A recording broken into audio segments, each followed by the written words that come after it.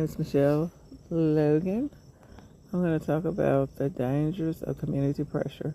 How can a family resist degrading entertainment by seeking first God's righteousness, refusing to get involved with anything immoral? Parents who properly oversee their children's activities and inculcate in their children the love of Jehovah and His righteousness. Laws fortify them against pornography or pornographic video games, immoral movies, and other unrighteous temptations. What problem arose in the first century? When Paul was in Lystra in Asia Minor, he miraculously healed a woman. The count says the crowd saying what Paul had done raised their voices saying in the Laconian tongue, the gods have become like humans and have come down to us. And they went calling Barnabas Zeus.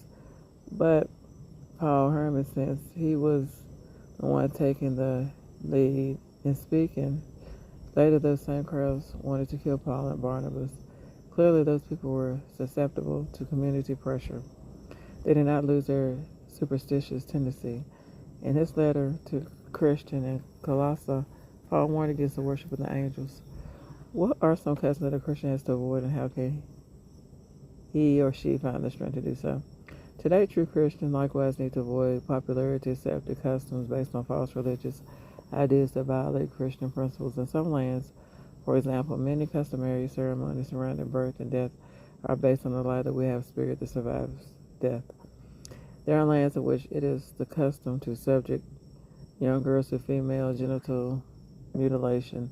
This is a cruel and necessary practice that is out of harmony with the loving care that Christian parents owe their children. How can Christians resist community pressures and abandon such practices? By having complete trust in Jehovah. The righteous God will strengthen and care for those who say to Him from their heart, "You are my refuge and my stronghold, my God, to whom I will trust." I'm going to read Psalms 91 verse 2. As soon as it pulls up, come on.